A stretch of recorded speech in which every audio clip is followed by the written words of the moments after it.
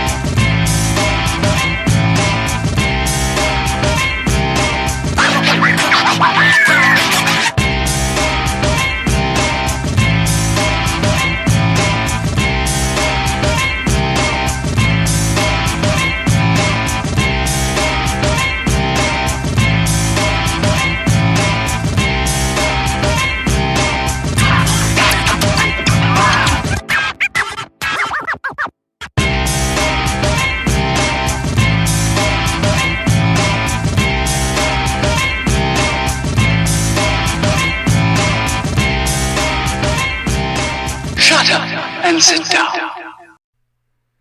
All right, good evening, everyone, and welcome to the 360 Sports Show, coming to you live on Facebook, YouTube, Twitter, and Twitch. I am Andrew Pezzelli. He is Christian Lawber, and we are helping you break down and discuss all of the biggest stories from the past week in sports. You can reach us anytime in the comment section of any of the live streams or by email, the360sportshow@gmail.com. Christian, let's delve right on into it. I feel like we're a broken record. Every week we say, what a crazy week in the NFL.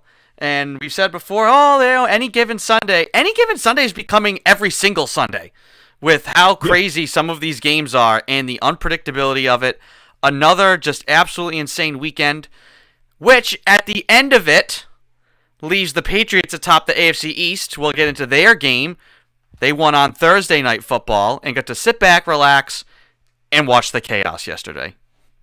Yes, with their bag of popcorn. On Twitter, they tweeted a picture of Pat the Patriot chilling in his chair with the popcorn out. Because, this is wild. I mean, you consider where the Patriots were to start the year, how Buffalo was trending. It looked really good. And now, they've completely flip-flopped. I mean, now Buffalo's still in it. Let's not go too far. They're right there. I mean, they're 1 or 2 games away from being ahead of you again. And the Patriots still need to kind of push forward here as these teams are reeling around them. The Titans most prominently, because that's the next game on the schedule. So it's the Titans and the Buffalo games, which I feel like, and now Indy. I mean, Indy is a team that is kind of scary and can catch you because I think they're pretty well coached. I don't necessarily trust Carson Wentz, but they have a running game. They have a stout defense that's pretty good. So if you're the Patriots, you're looking pretty good, but also you have to take care of business now, right? If these teams are really reeling as they look to be, then you got to go take care of business against them. Yeah, I mean, I saw a thing today that still says the Bills have a 78% chance or 68% chance of making the playoffs. Patriots are 38%. So even though right now they're in first, you play the Bills twice. They have so many AFC games still remaining. Even though it's looking good, like you said, they play the Titans, they'll play the Bills, they'll play the Colts, the Bills again. Yesterday for Buffalo, I mean, their last 4 games, talk about Jekyll and Hyde. They scrap out a game against the Dolphins. They lose to the Jaguars on the road, 9-6. Then they go on the road, they blow out the Jets. It's the Jets. They did what they should have done. They follow that up by losing 41-15 yesterday versus the Colts. Jonathan Taylor scored 5 touchdowns. Is that more about Indy or more about like where Indy's going and what they are, or what Buffalo is or isn't and where they're trending right now? Or is it a little bit of both?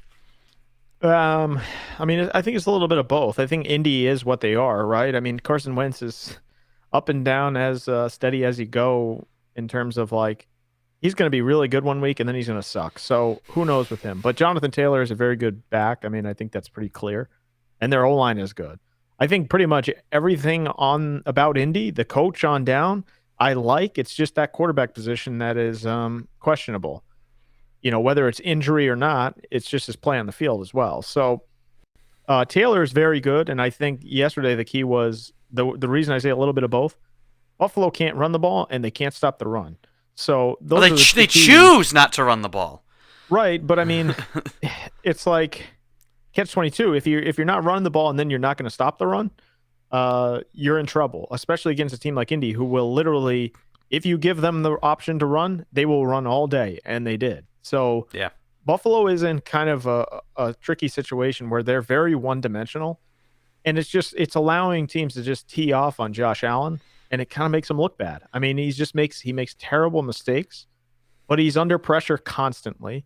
They're running play action when they have no run game. It just makes no sense what they're doing over there. Yeah. Whether it's Singletary or somebody else, you have to run the ball. I'm not like, okay, you have to have Corey Dillon and you got to run it 40 times, but you have to have some semblance of the run. Otherwise, good teams are just going to tee off on you because you're one dimensional. I was going to say one-dimensional, 100%. And that's what the problem was kind of with the Chiefs during their skid. Was just too one-dimensional. Too much about Patrick Mahomes. Too much about Josh Allen. Yes, I know you're paying him $250 million. Guess what? You still have to put him in a position to succeed. He's not just going to magically now win you more games because he's getting paid more. They need to run the ball. I mean, I think they certainly are capable of it. But as long as they're playing like this, and Colin in the comment section brings this up, Bills look like they've never played a game in the elements, slipping and sliding all over the field against a dome team. Here's the thing with Buffalo. It's only going to get colder. The conditions are only going to get worse. And if you've made yourselves into this, we're just going to spread it out and Josh Allen's just going to run around and make plays, that's not going to fly as the year goes on. Yeah, they're in trouble. The Bills are definitely in trouble. Indy, I look at like they have kind of righted the ship here. I think they had 2 close games that they lost. If not, they would have won like 7 in a row right now. And people forget that last year they were right there at the end with Buffalo as well. If Phillip Rivers had a couple more throws in his arm in an AFC Championship playing the Chiefs. And we all expected that the team would come back. They basically just swapped out quarterbacks and added some pieces that they would be right back there. And they kind of had a shaky start. But now here they are. And they're a tough team. Well-built, balanced team. So if I was worried about one team or the other right now, I'd be more worried about than I would about the Bills. Because the Bills 100%. the Bills seem completely lost right now, which has got to just be driving Buffalo fans insane. Like they had last year, you paid Josh Allen, you feel like, oh, franchise quarterback, that it was week 3, they beat the Chiefs, blew them out. This is our time. The AFC is ours. Week 11 rolls around. Here come the Patriots. Here come the Colts. Once again. It's like you're looking. Took what, 2 years here? You're looking back up again at the backside of Bill Belichick and now his rookie quarterback, who he doesn't have to pay anything to, for the next 4 years. It must just drive Buffalo fans absolutely bananas. Now, like you said, a long way to go. Honestly, I still think just because of the way. I mean, who does Buffalo have left? They have the Patriots twice. They play. The Jets in there at least once. Let's see. They've got Saints, Patriots, Buccaneers. That's not gonna be an easy game. Bills. Panthers. Those are 2 not easy games. Patriots again, and then Falcons, Jets to round out the year. So they are likely gonna go. Let's just say they split with the Patriots. Let's say they split with the Bucs and the Panthers. So that's 2-2. You got 2 more games. 4-2. 4-3, 5-2 down the stretch is likely for them. And if the Patriots split with them and don't equal that, which I think is going to be tough because of who they're playing, the next 4 games, Patriots are probably still going to be a wild card team. Buffalo could completely fall apart. It could go the other way. They could lose to the Saints. They got to turn around now and play on a Thursday. They play on Thanksgiving. So. You will know coming into next show, and for the Patriots coming into Sunday, knowing that hey, you win this game against the Titans, then you're playing the Bills, and they will have been on a big time skid. So So a lot is going to shake out here, but I do think Buffalo will figure out a way, unless the Patriots just keep on this trajectory, which it seems they're on here in the AFC. I mean, right now, number one in the AFC. If they beat Tennessee next week, is it more than just, hey, yeah, sure, record-wise they're the best team? Do you have to start saying they are the best team in the AFC if they go out and they beat Tennessee? I want to see what it looks like against Buffalo, to be honest with you, because Tennessee's another team. They haven't had Derrick Henry. They've kind of, gotten by here, and it kind of showed through this week. Tannehill kind of freaking blows again. I don't know what's wrong with him, but I still want to see what it looks like against Buffalo, because I don't think Buffalo is just out of it. I think they're talented enough to squeak by here. If they change up their game plan a little bit, I think they'll be, all right. I don't think they're going to be as dominant as they showed early. But they're still a good team. And same with Indy. I mean, the Patriots have a tough stretch here. Tennessee, Buffalo twice, Colts. You got to get at least, I would say, 3-1 out of that. You have to split with Buffalo for sure. But those other two teams are tricky because they're talented. Tennessee and Vrabel will have Tennessee ready to go. Make no mistake about it. Whether they got blown out or not by Indy, they will be ready to go for you here come this Sunday. So they have a tough stretch. I mean, I think, you say Buffalo could go one way, Indy could go one way, but I think the Patriots are right in that conversation. If you ask me who's the best team in the AFC, I'm saying it's the Chiefs if they're playing right. Yeah, I do think kind of the Chiefs' little resurgence here is a little suspect. They get Green Bay without Aaron Rodgers. They get Dallas without basically CeeDee Lamb or Amari Cooper. So everyone, the Chiefs are beating their drum, and it's like, who you played? Still a talented team, though. Offensively, yes. Pat Mahomes is more than capable of just taking that team, putting them on his back, and getting them to a NFC championship. 100%. I still think that defense is suspect. And this kind of brings me around to my point is, I've been saying the Patriots are the most consistent team. That's still true. That is still true to this point. It's getting to that point. I mean, nationally they're already saying it. Around here, I think some people are a little hesitant to say these types of things.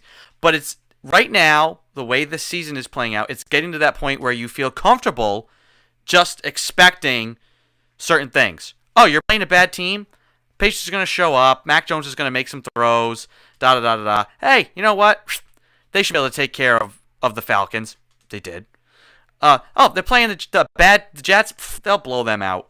And then against the good teams, be competitive and be in the games and don't put up a stinker. Hasn't happened yet. So, the one thing, I know I said this last week, and this past Thursday was awesome for the Patriots. That was a great game. 25-0. I don't think we saw that coming. A shutout. It was the first time the Falcons have been shut out at home ever. Like, what? Yeah. They played all those years in the dome, never got shut out. So just crazy. And I think people are trying to take what the Patriots are doing right now and project it forward. And I don't want to. I say you should just live in the moment, game to game, enjoy this ride. Think about what last year was like. How much that was awful. Enjoy this ride. And really, because if you start thinking like, oh, this team could go to the AFC Championship game, this team could win the Super Bowl, I think they have fatal flaws. I think the defense, you look at the corner position, the depth, awful. Absolutely awful, the depth at corner. Miles Bryant, if you're playing the Bills, if you're playing any other team that's got a good quarterback and good skill position players, guess what? You're going to get shredded because you don't have a slot corner. That's a fatal flaw. Those are the types of things that are going to keep you from getting to a Super Bowl. So if we want to put those expectations on the team, we have to start picking those things apart and being realistic. I say let's just enjoy it. Mac Jones is playing well. The defense is making plays. They're improving. And, hey, at 2-4, everybody was willing to get off the ship and say it was over. Now they're 7-4. Let's just enjoy it. and I don't have any expectations now. I mean, I expect them to make the playoffs. That's it. That was kind of what we said. 11-6, 10-7, make the playoffs. That is a win. You're winning games and Mac Jones can keep improving. That's a win. For this year, that's a win. And that's all I want to see. And I don't know what's going on in our comment section right now, but I'm going to go look while you react to what I just said. I agree. I mean, God, I'm a bit distracted now, but so look, I mean, the Patriots are in a decent spot here, but they have to kind of get through these next few games, and they have to do it in a way that, I don't know. I feel like they're right there, but they have to get through these games in terms of these are now the cream of the crop of the league. So you can beat the Jazz, you can beat the Falcons, but Buffalo are the two huge games if you want to win the division. You have to, at the very least, split with them and show some improvement. I know last week you kind of questioned the defense, and rightfully so. I think a little bit with Miles Bryant, things like that. We talked over text about that, but last week you mentioned the defense. I'm still skittish on the offense. I don't think their passing offense has absolutely lit it up, and if they get into a tight spot, I still don't know if they have enough there. Against good teams, that is. I don't think they have enough on either side. They haven't had that situation. Hey, down 14-0. Mac, you gotta go start putting up points quick. Or late game, good team, one possession lead, defense get a stop. That situation, neither of those has arisen yet. They haven't proven that. And if you're gonna win a championship, you have to prove that. So yeah, and I agree with Colin. I mean, he says that Jonathan Jones being hurt sucks. You know, obviously with Gilmore under contract, it was supposed to be. You know, they were supposed to have more depth. I agree with that completely. I mean, Jonathan Jones would help you, especially when you're looking at, you know, Miles Bryant as that third corner spot. And I think Mills has actually been decent. I think he covers long enough in some situations to allow the pass rush. I'll say it week after week until it does not, you know, is not true. Christian Barmore is an absolute force up front. And he continues to be. I mean, he's getting double teamed and he's still getting through there to apply pressure. And obviously we know Judon. I mean, he's already set his career on sacks. Judon. And capital D, Judon.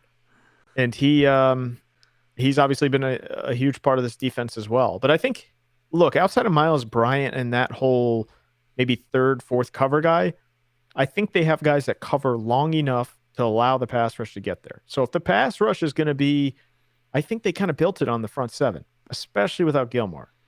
So if they can continue to improve on the defensive side, and Duggar made a couple of plays the other day, if that can kind of go in the right direction, you got two key pieces there, one in the back, one in the front in terms of Barmore and Duggar. Those two are very high skill guys.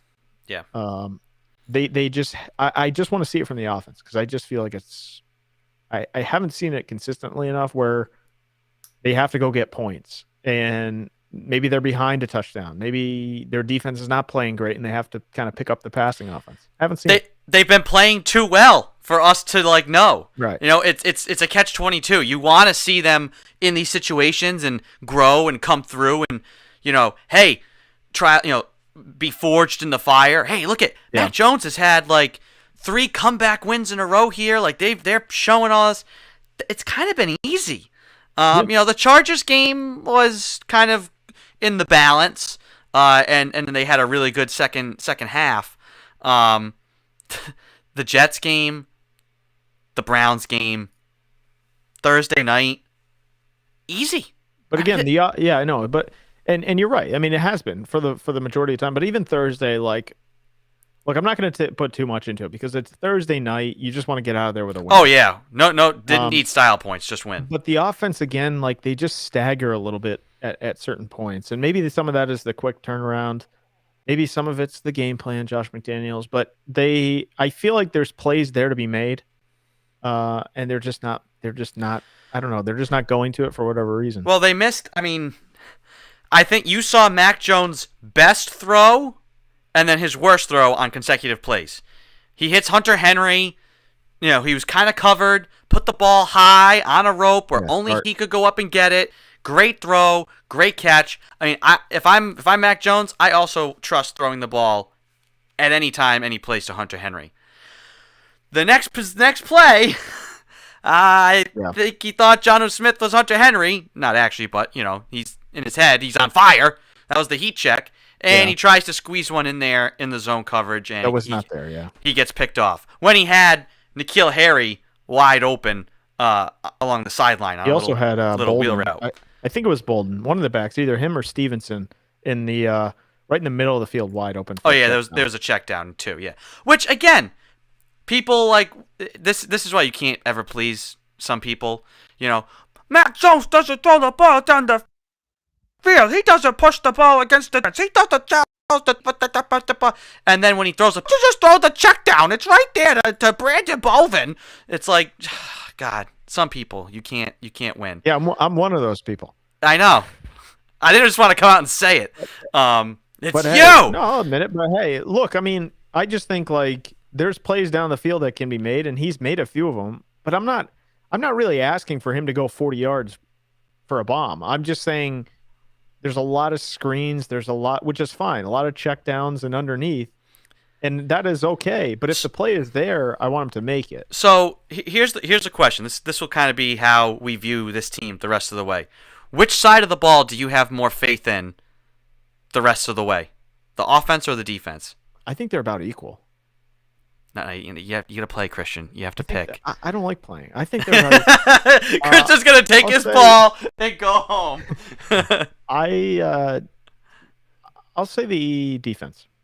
See, I think it's the offense, and I know the defense has Bill Belichick. I know. Where's your Mac shirt today? I know it's in the wash. It's in the wash. I know. Yeah, I mean, clean that thing off. It's not a superstitious shirt yet. Playoff games make superstitions. I think even though the defense has Bill Belichick, and listen, they made a Super Bowl with Antoine Molden, Sterling Moore, and Julian Edelman as your defensive backs. Right. So like they can find a way to get there. Win, and you won in spite of that defense because Tom Brady was having an MVP season. Mac Jones is not having an MVP season. So he is not going to So he is not going to carry you offensively. So you need the defense to have an equal share in all the wins. I think Mac has proven that he's good enough now for it to be equal, not just be a passenger, hand the ball off, check down on third down. I think he's shown he can make plays. Mm-hmm. But because the personnel on defense, I think they're limited, and I think in some certain situations against the better teams, they could struggle. If the pass rush can't get there quick enough, I just think it will. We'll see. Hey, we're gonna find out. These next 4 weeks, very telling. Are going to give us the answer. And I just think it's the offense because the offense is the one that's on the attack. I mean, Mac Jones has the room to grow. I think they have enough weapons to make those plays. Those plays are there. I look at the defense as having a fatal flaw. The offense is just about execution. Like, can Mac come through in critical situations? Can these guys execute? Can the O-line block? Can they keep him upright? That's still a question. Yeah. I don't know. But we don't look at the personnel on offense and say, like, they have one of the worst offensive lines. They can't protect for anything. Like, they can win on offense. You might not, but I do. I think their offense absolutely. So this is what I'm saying. So this is where it is. I have more faith in the offense. You have more faith in the defense right now. The only reason I say the defense too is because I like, you can say personnel, sure. I mean, I think they have, some depth issues at corner, but man, they have some versatile guys back there, and also the pass rush has just been so good. I think if they get home, I mean, it's tough. Look, I just say the defense because since that Dallas game where it looked really bad, I mean, they got picked apart all night long and gave up 500 yards. Yeah. I think Bill kind of took his hand and said, "Okay, you know what? I'm dropping the pen and the paper out of my ear. I'm done. Give me the playbook and let's go." Because I think he's a little bit more involved now. It just seems like that. I find it hard to believe that. And also that same game, McCourty and those guys in the media were kind of like questioning the coaching and the play calling and the scheme. And so I just think Bill's a little bit more involved, and I just like the way it's going. Not to say the offense is bad. I just feel like I want to see more. That's all. I want to see more from the Yeah. offense. So this is perfect, Christian. We are in opposition. You have more faith in the defense. I have more faith in We're the on offense. opposition. Who would have thought? Who would have ever thought? You're wearing white. I'm wearing red. It's like, we're just contrasting each other here.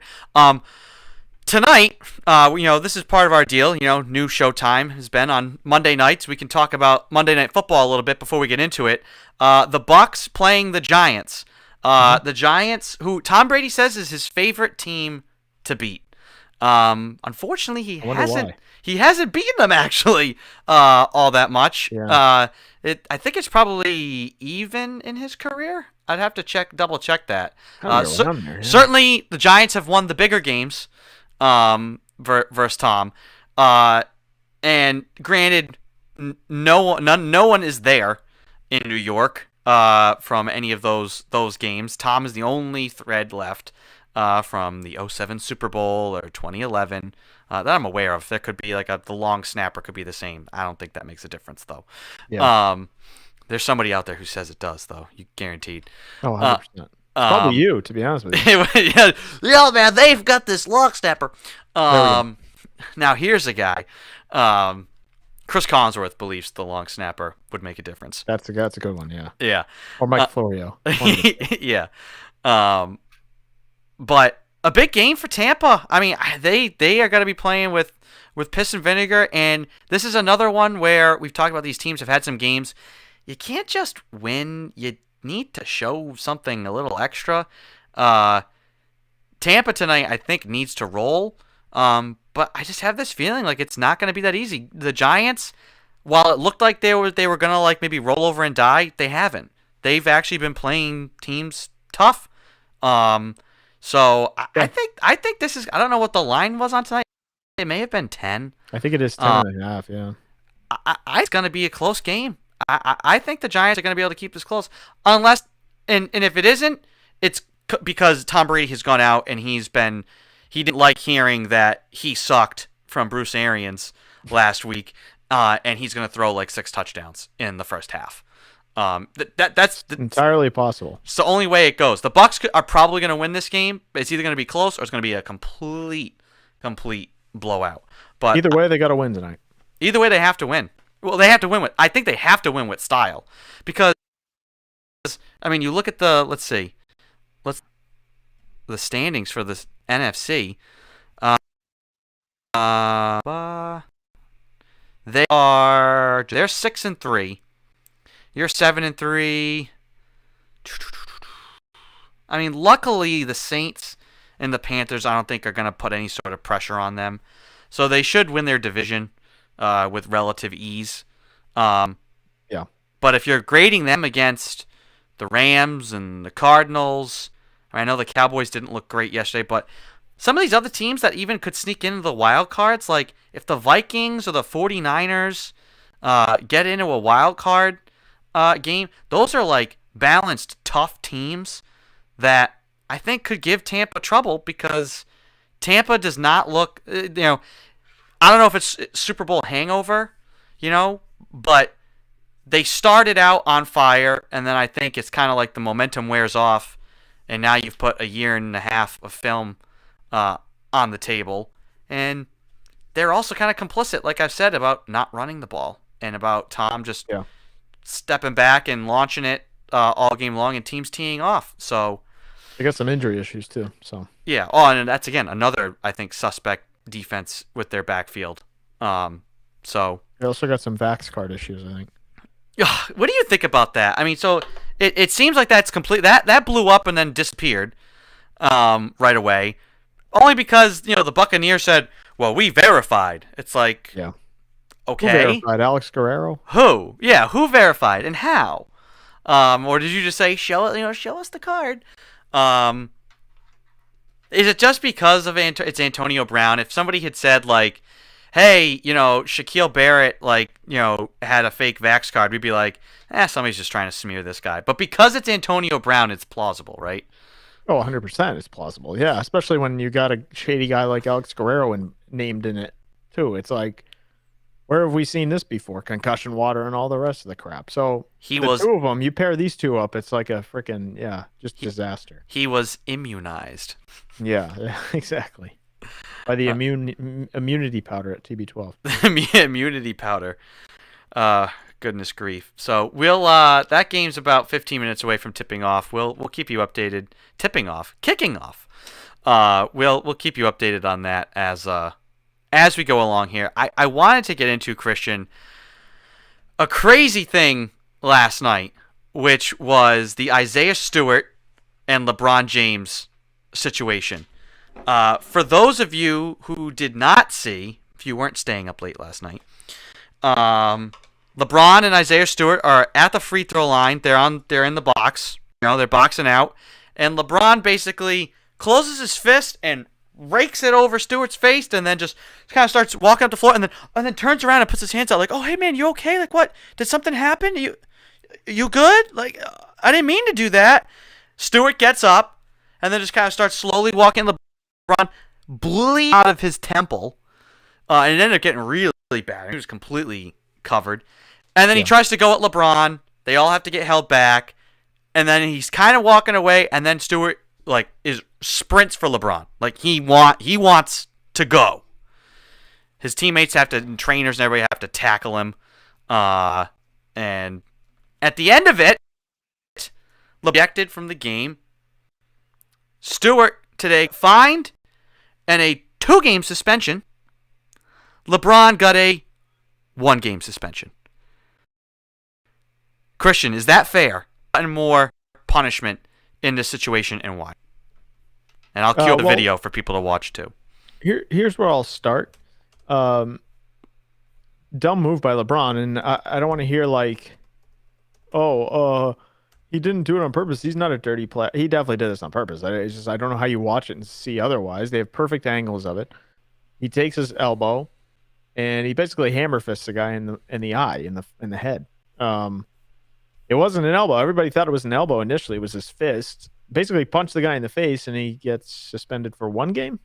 And then the guy that gets punched in the face maybe overreacts a little bit, but he was probably pissed off, rightfully so, obviously. Gets 2 games? Like, what are we doing here? Is it just because of LeBron's name? Because I'll tell you what, I haven't heard Stewart's name be suspended before for something like this, right? Correct No, he's a young player. He's barely been in the league. Yeah, I don't really see what we're doing here. It's just because of the name. That is probably why. But it's kind of dumb in my opinion. You punch a guy in the face and clearly, it's my bad. I didn't mean to. You kind of did. I mean, you don't just like spinning back fist, because you're reacting to the ball. It's on a free throw and you're the third man outside of the paint.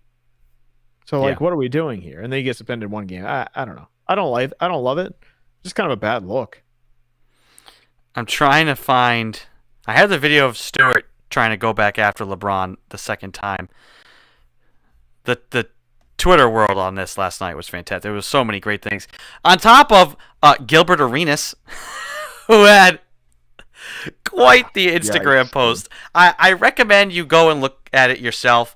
I can barely read it. We could make an effort to translate it. I know what he's saying. But it's very difficult to read. Very emoji heavy too. Yeah, basically saying that he was like, Isaiah Stewart, pack your bags. You can't go after the king like that on television. They're gonna drug test you. They're gonna suspend you. They're gonna ship you to Saigon. Colin says in the comment section, Stewart was seeing red probably because his eye was covered in blood. Yeah. I want to find the video. There's a good video I saw. It was the slow-mo. It was of him getting hit. I don't know if I'm going to be able to find it. But this this was Stewart trying to go after LeBron the time. And people were saying, like, sign him to a contract in the NFL. I mean, he's basically just running through. Nobody could hold him back. And you got to, luckily, DeAndre Jordan was there. He probably would have stood in the way for LeBron. You normally don't see things like this. And I think it's a shame that Stewart is going to get punished for having this reaction, because it's clearly just an optics thing. Like, oh, that doesn't look good. Well, yeah, like you said, it doesn't look good that you're being that LeBron is backhand fisting a guy into the face. There you go. I got it for you if you want to take a look at that. Oh yeah, let me. I got you.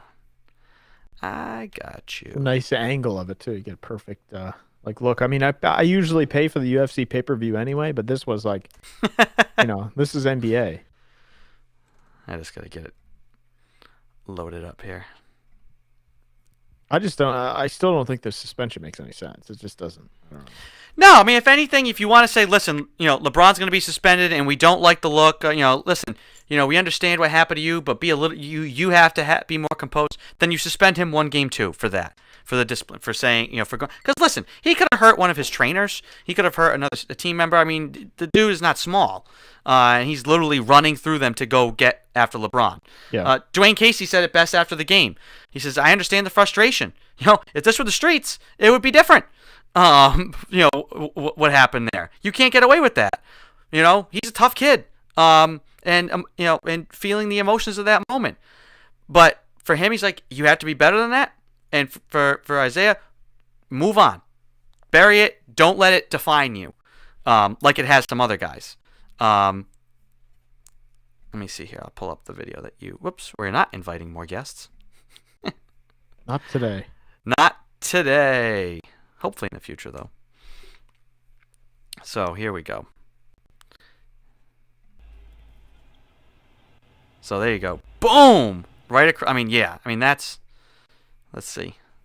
I'll full screen this for everybody to see. I mean, let's see if I can even zoom in. I can't on that, but I'll play it again. I mean, you can see. This guy does a good job of zooming in. I mean, it's intentional. Like, what is he doing there? Talk about, that is not a basketball play. He's getting pushed back. He's getting boxed out. And he swings his arm. I mean, you do that, That is, quote unquote, the intent to harm. Yeah, and you don't get his reaction there, but LeBron was like, oh, my bad. When you literally just pushed the guy in the face. Yeah. Oops. Yeah, and then tried to act all apologetic. Glad that LeBron got suspended. I was really worried when I first saw the fine come through, and then I didn't hear anything else. I was like, are they really just going to fine Stewart and nothing else? That'd be insane. Disappointed that it was more for Stewart than it was LeBron. But, hey, unfortunately, it wasn't the fight I wanted to see. I wanted to see Enes Kanter and LeBron fight because they were getting into it last week. Obviously, we know Kanter's been very vocal about human rights stuff around the world. He's been very critical of LeBron and in the NBA with regard to they were swapping, not swapping words with each other, but swapping words in the media leading up to the Lakers-Celtics game. Ended up being kind of a Celtic blowout in the end. Was really hoping that maybe we get to see Kanter and LeBron on the floor. Afterwards, LeBron says, oh, I don't buy into that guy. He walked right by me and didn't say a word. Maybe because he doesn't want to. Maybe you're reading it the wrong way. Kanter didn't want to say a word to you because his words. He doesn't respect you. He doesn't respect you. I don't know. But that was the fight I wanted to see. I guess we got Stewart and LeBron. I wanted to see Kanter and LeBron. Yeah. I mean, hey, look, I don't think LeBron wants to just brush everything off that Kanter said. I mean, is what it is. LeBron's the big guy. Bron just saw a mosquito on the guy's face. That's all. Yeah. And usually, I mean, how many mosquitoes do you backhand? Yeah, I'll tell you. When I see a mosquito, I just punch. That's all I do, aimlessly. Oops. Sometimes I put on some brass knuckles and just go. That's the real reason we do this show remotely, folks, is because I just don't want to keep taking, jabs from Christian. Oh yeah, very, very jabby. He can't hit me from here.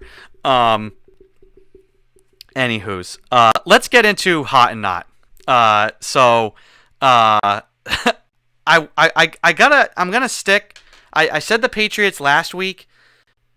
I have to stick with them again. I mean, they are probably, I don't know. Christian, maybe you could break this for me. You could change. You have the ability now to change my. Patriots or Colts? Who's the hotter team? And that'll stay my hot for this week.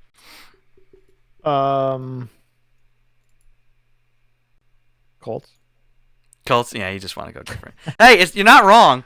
You're not wrong at all. They're trending in the right direction. I still have questions on the quarterback, but hey. Well, Glass Man. Yeah, that might be. Glass Man. They might not need him. Who knows?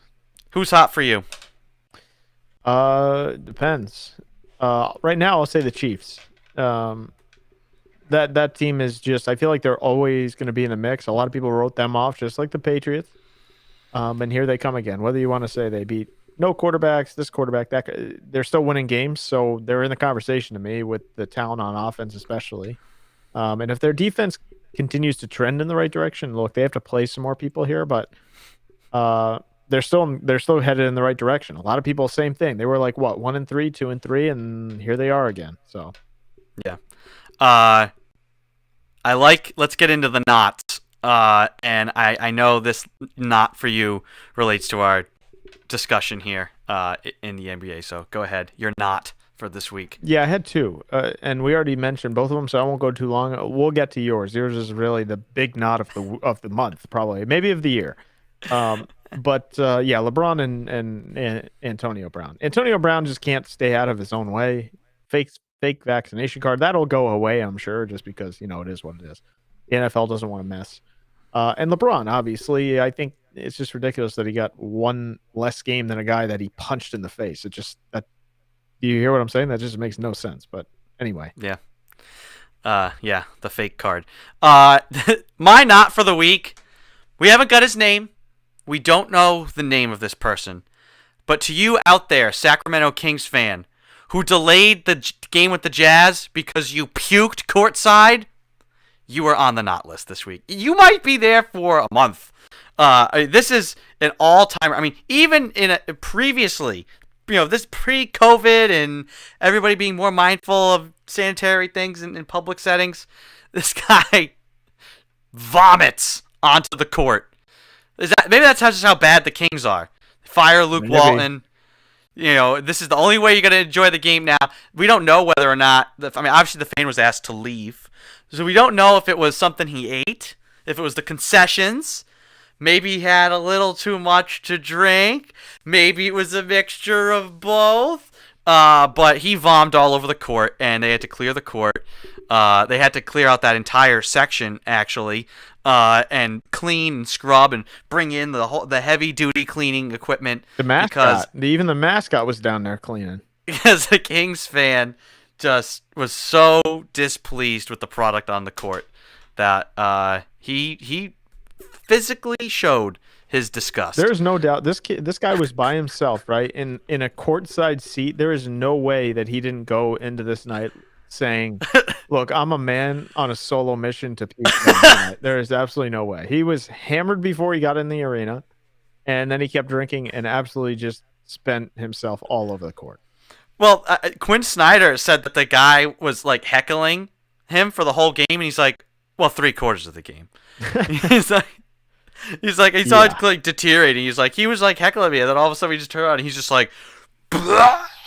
And all the Jazz players were like saying they were like that it smelled awful, like they all went running. For the rest of the game. He's like, "I didn't even see that." Like I think Donovan Mitchell was like, "I didn't even see that much. We were just trying to get the heck out of the way." Just gross. Absolutely disgusting. And I really think, this is the pinnacle moment here for the Kings this year. Remember, we had Matt Murphy on back at the trade deadline last year, and the Kings were the team that was like, honestly, they're playing well. It's fool's gold. Sell Harrison Barnes. Sell Buddy Hield. They should just sell some of these pieces. Don't buy in on this year and the hype around this year because it's not real.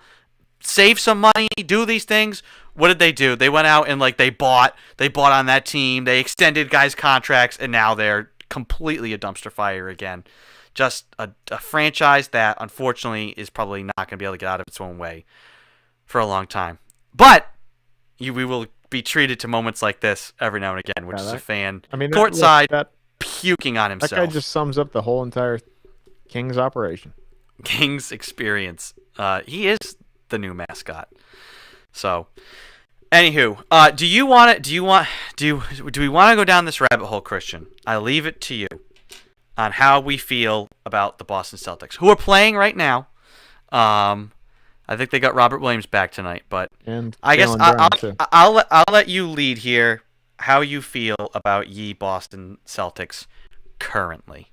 I feel relatively well. I mean, they're losing to a 1-15 team right now, so hopefully they can win that game. So I don't want to go too far. Don't want to say too much here on a Monday when people got to listen to this for the rest of the week. Jesus, but I like what I'm seeing now. Here comes Jaylen Brown back in the lineup. I think it looks a little different when he and Tatum are on the floor. I'll say this until it's not proven wrong. That I think the ball moves a little bit better with one of those guys off. And if you're asking me, I say I take Tatum because of the talent. I'm like optimistically frustrated / encouraged. They beat all the good teams. It appears they're competitive against the Lakers, the Heat, these teams, and Tatum is lighting it up against the Lakers. But it's just like one night to the next, this team just drops off a cliff, and it's just like it's that consistency thing that we've been talking about for the last 2-3 years now. It's just I feel like they kind of think they're there and they're not. You got to do it night after night. You're not going to win every game, but the effort's got to be there, and I just feel like it's not. I saw a stat line from the local radio here. It's just like Tatum against LeBron James or the Lakers is like averaging 33 points a game. And one game that he scored like 12 points against the Lakers, LeBron didn't play. So it's like you got to get up for all the games, not just the ones that LeBron is in or the other Kevin Durant, whoever it is. Yeah. I'd just like to see that more from Tatum because I think over the last 3-4 games, I said this last week, it's starting to look better. He's making shots now, which is good. And I think the ball is moving a little bit better. So I still take the guy because he's so talented and he's only 23. But a part of me is like, you know what? He plays good against the Lakers because he's going to be a Laker one day. Yep. Well, and I said this. I don't know if we said this on the show. I said this to you sometime last week, which was if you look at Jaylen Brown and you look at Jason Tatum, who's more of a Celtic? It's Jaylen Brown. Yeah. Jason Tatum, amazing player. I don't know if he has. To me, he doesn't look like a guy who's going to spend his entire career with one franchise. Unless the Celtics start winning titles. And even then, some of these guys might be like, hey, won 3 rings? I'd love to go play in Miami. Yeah. My legacy is secured. Some of these guys think their legacies are secured already. That's part of the problem with the league. Don't know if it's a problem yet for Tatum and Brown. But the conversation can definitely be had. But Tatum, to me, feels like more, like you said, more of the guy who it won't be ugly. It won't be some sort of, he'll play out a contract, and just not sign an extension and just leave. Yeah. He'll just go. He'll pull a Tom Brady and just leave. So I agree. Luckily with him, of late, the scoring has been there, but it's been efficient.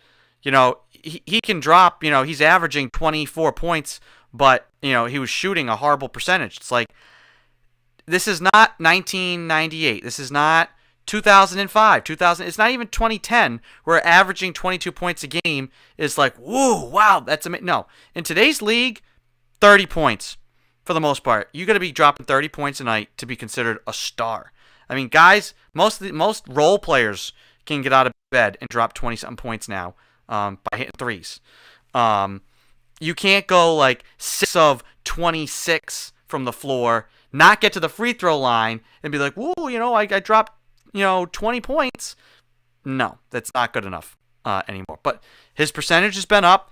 I do like he's been making plays for others. We'll see how it fits out there with Jaylen back. And I think Jaylen being back does 2 things.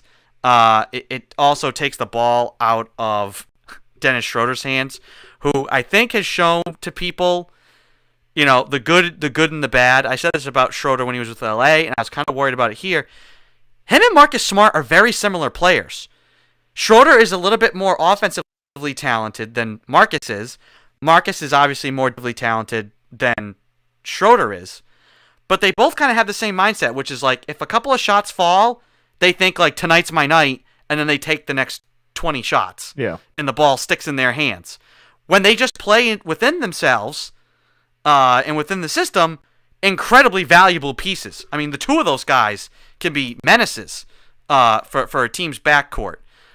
But you can see, there's times where there was possessions, especially against the Hawks. Dennis is like dribbling around for 20 seconds. It's like, all right, dude, move the ball. You are not Steph Curry. You are not Kyrie Irving.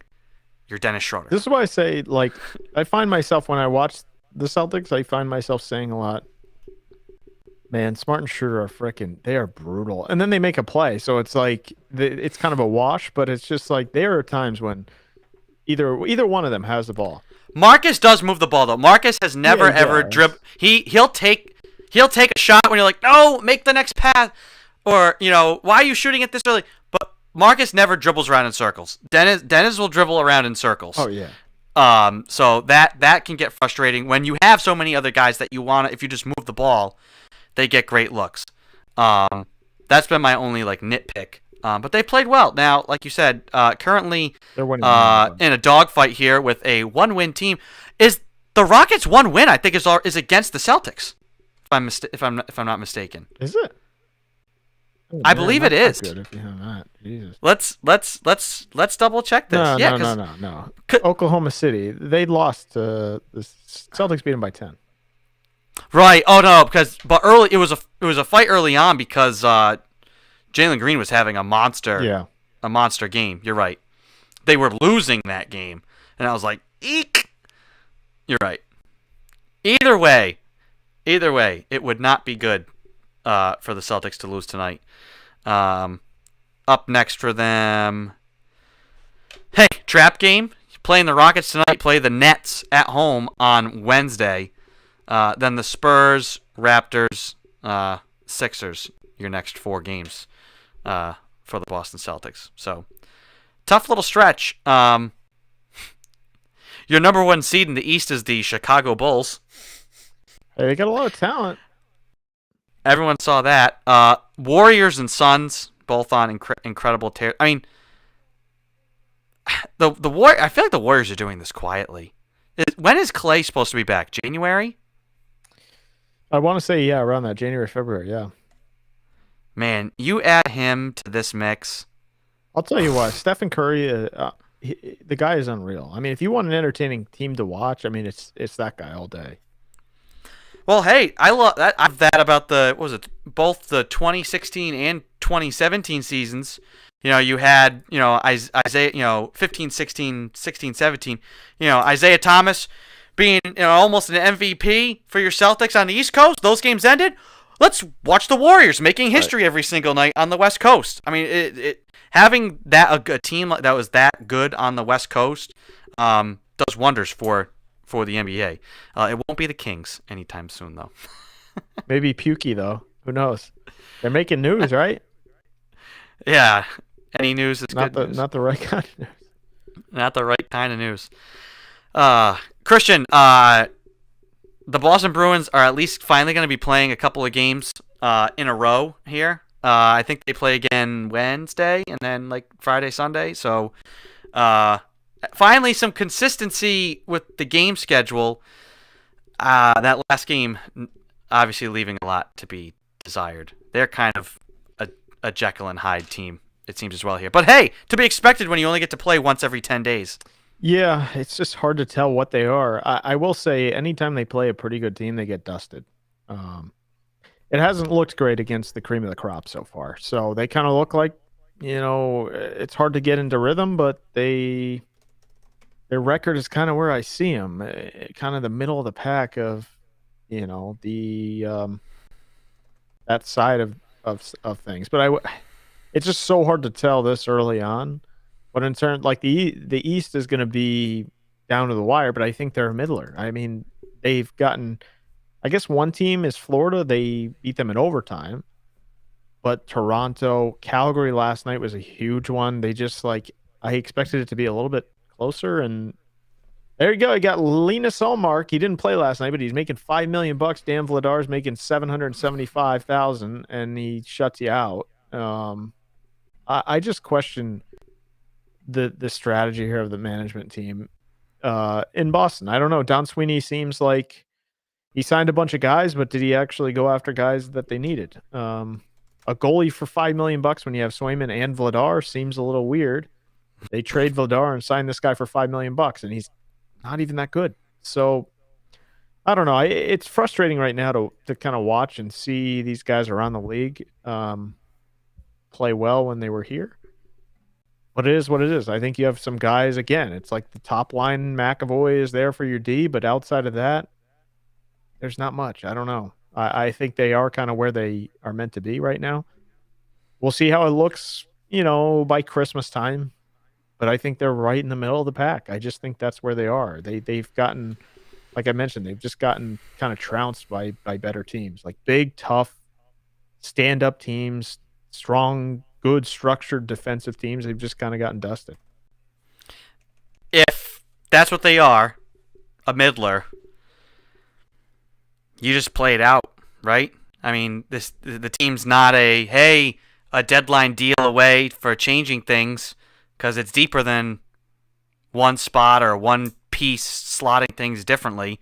Yep. So you're kind of just a middler for the season then. This team is stuck. I mean, they are stuck. They do not have a lot coming by way of Providence or anything of the like. I just don't see a lot of talent there. They have a lot of bottom six forwards, which you need more than that. It's just not good enough. And they have a bunch of 3, 4, 5, 6 defensemen, not a lot of ones and twos. So I just don't know where you go from here. You're going to be kind of competitive, right? But you're not. I don't think you're a Stanley Cup contender, at least at this stage. Maybe when these guys get a little more acclimated in some rhythm, they had a lot of changes. We'll see what it looks like. But as of now, I don't know where they're going. How about when Tuukka Rask comes back? Oh yeah, great. Pay another goalie. Let's have 3 goalies on the team.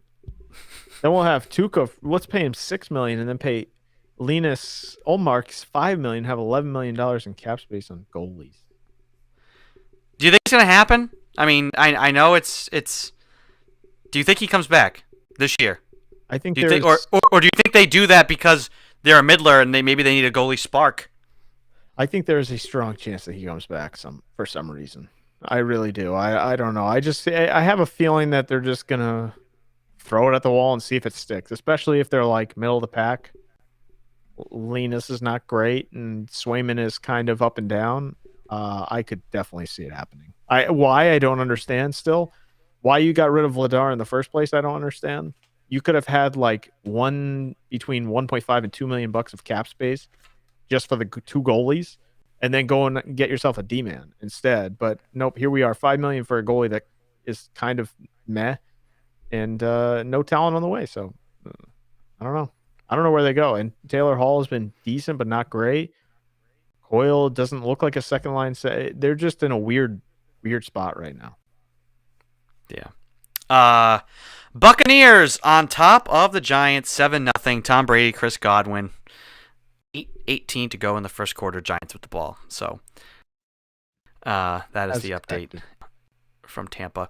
Let's get to picks.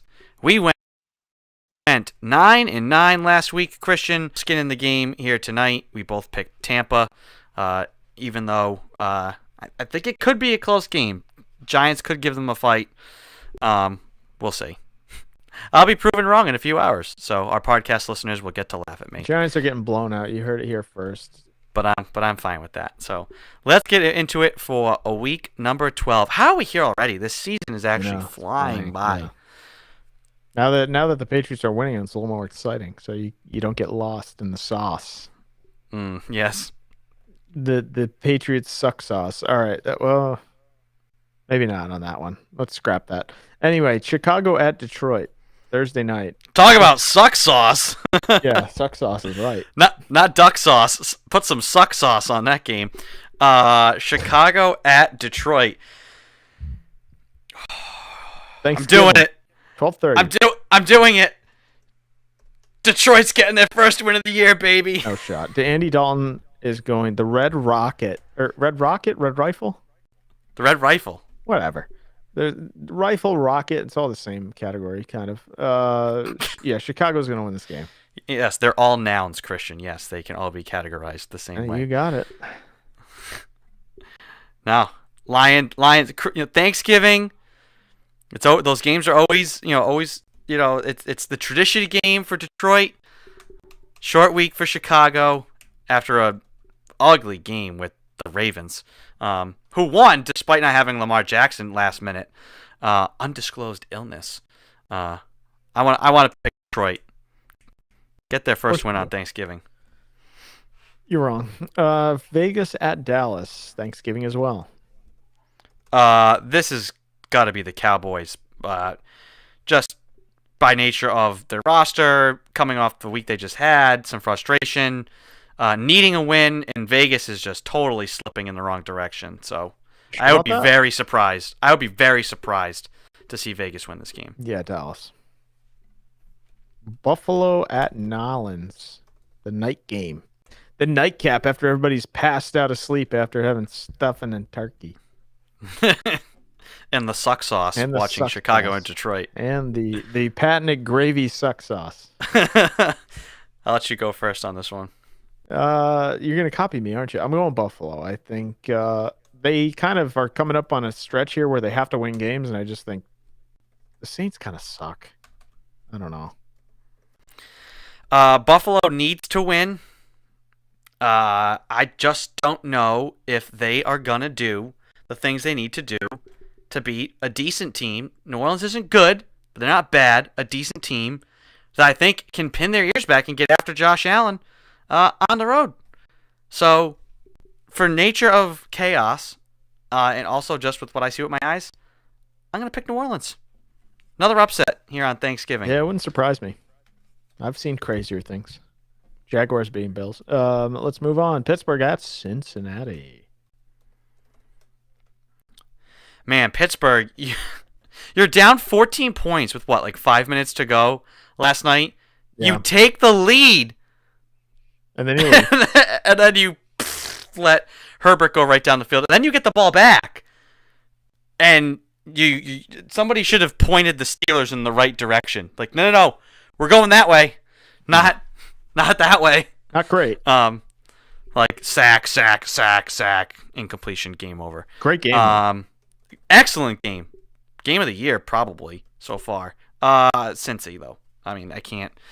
Short week for Pittsburgh. That might have been their best, punch. And then it doesn't land, so. Short week for Pittsburgh?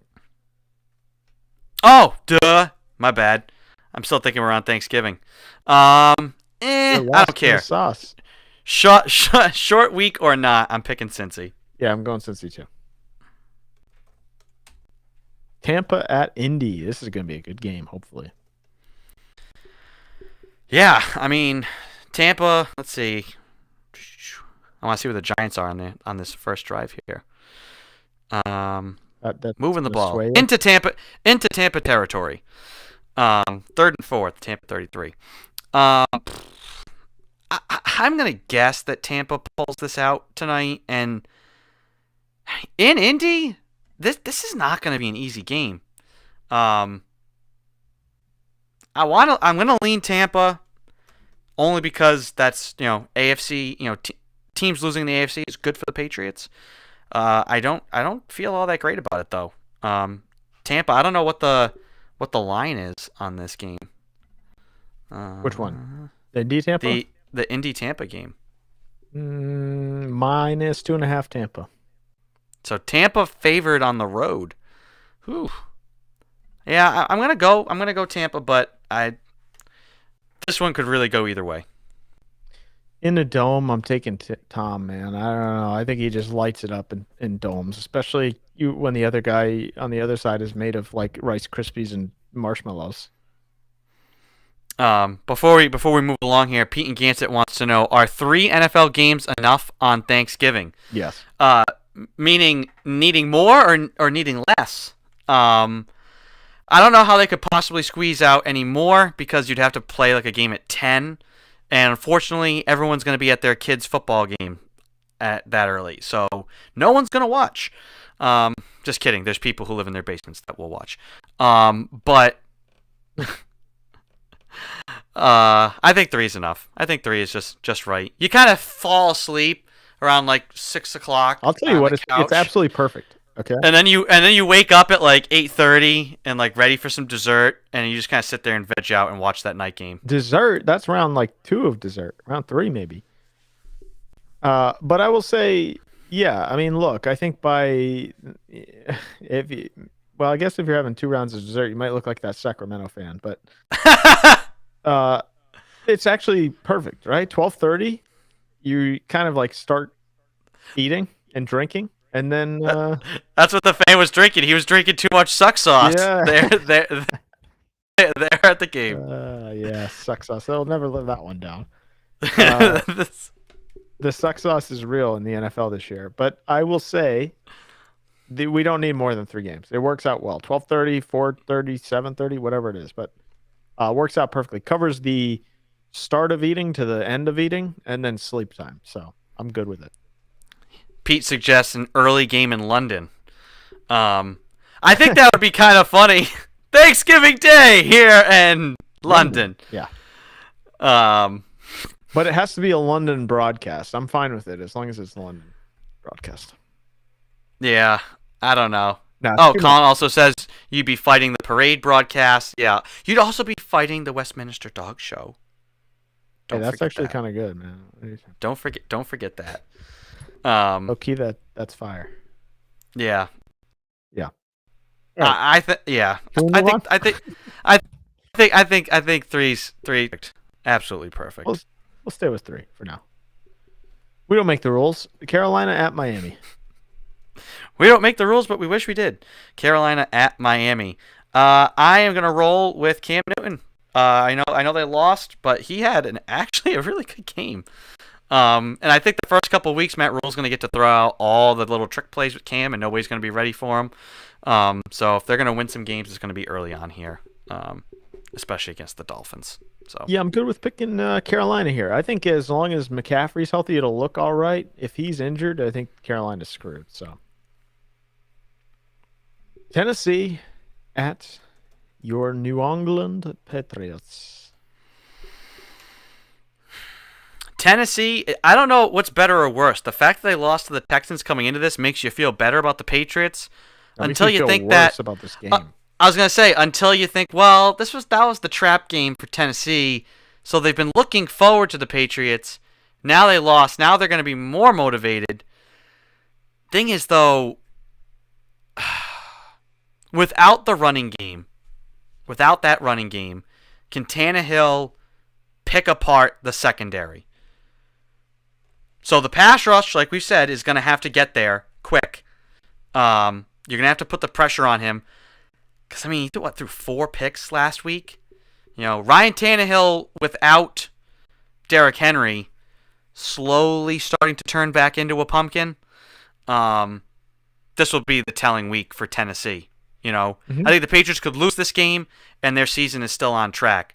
Tennessee, you lose to the Texans, and if you come here and the Patriots make Ryan Tannehill look bad again, I think you kind of start looking at them and saying, well, it was good. They lost Derrick Henry. They won some games, but they are not a 7-3, soon maybe 7-4 team after this week. They're a worse team. So you're picking Tennessee?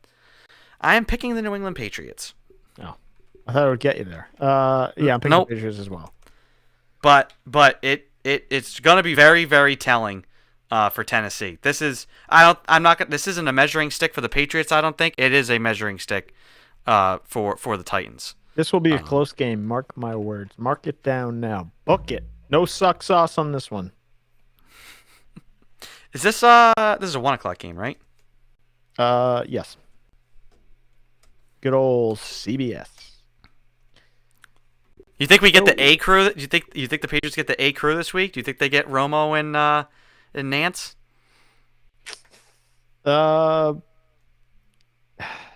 Maybe, yeah. I mean, I guess the only competition would be the Jets and the Texans. Pittsburgh, Cincy might get them though. I think that's probably the one. Yeah. All right. Next. We'll probably get Iron. Yeah. Iron Eagle. Speaking of Eagle, Philadelphia at New York Giants. At the New York Giants. Eagles. Philly. Eagles. They score points. So. Which is kind of the name of the game. That's how you win. Atlanta at Jacksonville. No. You want to talk about suck sauce? This is your game. If you like taking shots of suck sauce, yuck, goodness grief. I mean, Atlanta's so banked up. You know, I can't. I said no. I don't even know. You want me to go in first? Jacksonville? Oh, God.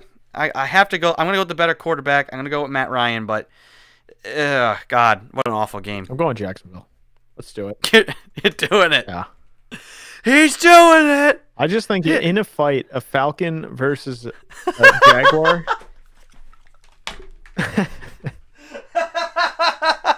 I think a Jaguar wins. So. That's how bad the game is. We have to create ways. Well, if the mascots were fighting. Yeah, a bird swoops down to eat a jaguar. Jaguar's eating him one bite. And he's not eating him. He's going to peck his eyes out. And then once the jaguar's disoriented. No, because that thing's climbing up a tree, jumping off the top rope, and just like swanton bombing the falcon. 100%. This is how we have to. If we ever, from now on, when we come to games, we can't pick because it's two terrible teams. This has to be our method now. Have you ever seen Jeff Hardy wrestle? If Jeff Hardy was an animal, he'd be a jaguar.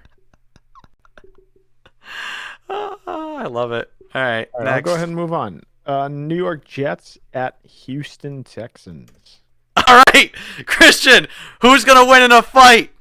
A Texan or a Boeing 707? Depends where you are. What kind of turf you're on. If you're in mud, I might take the Texan. I'm going to take the Texan, I think. I'm taking the Jets. No. I'm taking the Jets. I don't. Houston, no. Tyrod Taylor's better than whoever the Jets have. Joe Flacco, baby. Unvaxxed Joe Flacco. Yeah, it's true. Long time between now and Sunday. Joe Flacco's going to get Joe Smackoed, and they're going to lose. Okay. Chargers at Denver. Not a suck game. Big time divisional game. Gotta pick the Chargers. I mean, Denver's been a good story, but they don't have enough to keep up with the Chargers. Now they could have a down game. I mean, they could totally regress after having such a big win. They've kind of done that this year now. But I gotta stick with Herbert. I really gotta stick with the Chargers. Yeah, I'm going Chargers as well. All right, onward. We go to the other Los Angeles team, the Scams at the Packers. This is a tough game to pick. Oof. I'm gonna go Rams only because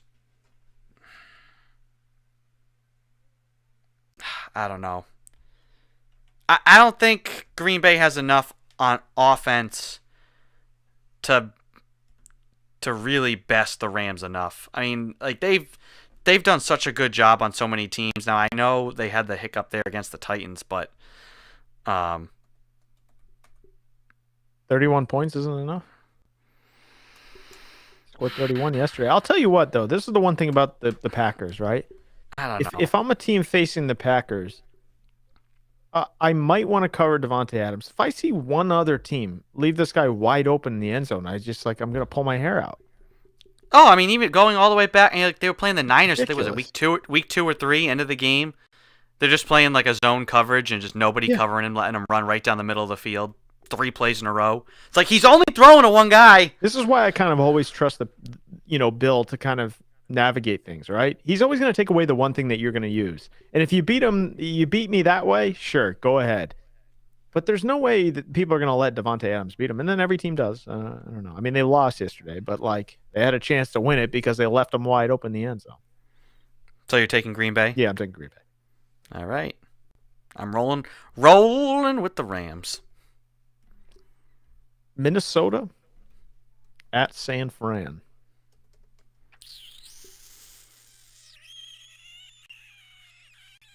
Ooh.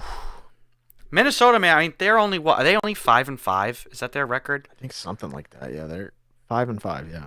So, but they're a tough team. So are the Niners, though. Both these teams are. I mean, you think about yesterday with Minnesota. You know, they give up the tying score, but composed. They put together a drive. They go and salt the game away. Man, yeah, this is a critical game for both of these teams where, you know, you kind of are in a spot where you can't lose any games. I'm going to pick Minnesota only because the Niners have won some games, but they haven't come through in those, like, crucial moments. I mean, think about, like, when they played the Colts. I mean, I know it was in the rain, but I don't know. I don't feel like the Niners have it. They haven't had, like, an it factor game, so I'm going to go with Minnesota. They've had more impressive wins, at least in my eyes. Tough game, but yeah, I kind of like the Vikings here. Both these teams are like identical. They're both hard-nosed 5-5 teams, but I'll go Vikings. Why not? Let's have some fun. And I know the Niners beat the snot out of the Cardinals, but like they literally just ran right over them. I mean, there was no that was just you had a day. And if you just put like a pair of numbers in the middle of the field, the Vikings are going to stomp right over them. So Vikings all day. Want to move on? Yes. Cleveland at Baltimore. If Lamar Jackson plays, the Ravens. If he's still sick, Cleveland. No, you can't do that. You got to pick. I'm picking the Ravens. I'm picking the Ravens. Yeah. I don't know what a brown is, so I can't really go there. A dog. You've never seen a mascot, right? Well, you've never seen the brownie, right? Yeah, I probably have. In my oven, or what are we talking about? Cosmic brownies. I would say I'm gonna go with Mr. Tyler Huntley if Lamar can't go, but I still like the Ravens no matter what, especially at home. I don't know. I feel like the Browns are like one of these teams that are like up and down, roller coaster ride. Ravens. Seattle at Washington. There's a brownie. Okay. There's a brownie. Yeah. All right. That's I think a Raven can. You're not picking him enough. Nah. I'll steer clear of that one. All right. Next one. Seattle at Washington. This one has become easy for me now. I've been picking the Seahawks, and they keep disappointing. They are not the team that they used to be. I think a lot of us picking them is just because it's still Russell Wilson and Pete Carroll there, and it's a reputation thing, but they are not the same team, not even close. And I think we're in that territory now where I think there's definitely going to be momentum for it. There was already momentum for it last year. Russell Wilson's last year in Seattle. You can write that one down right now. Yeah, I'm going to agree with you. Pretty much everything you said. I think Russell Wilson is also not Russell Wilson. He still looks hurt, as Colin just mentioned the same thing, actually. But he's obviously still hurting, and something's bothering him. Probably the same injury, I would imagine. But he's just not right. And the Seahawks, they are not like this is not like the Legion of Boom in those years. They're just not that team. Yeah. That's it. And then you can pick these two teams, but they're on a bye, so nobody's going to win. Kansas City and Arizona. Okay, but who would win between a Chieftain and a Cardinal? I think they'd team up.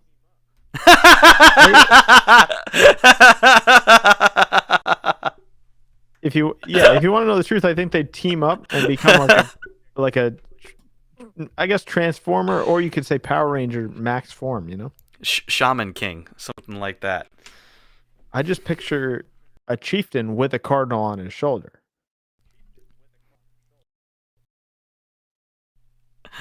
Man, see now. I'm now Christian. This is gold. I'm now looking forward to bad games for this method of picking them.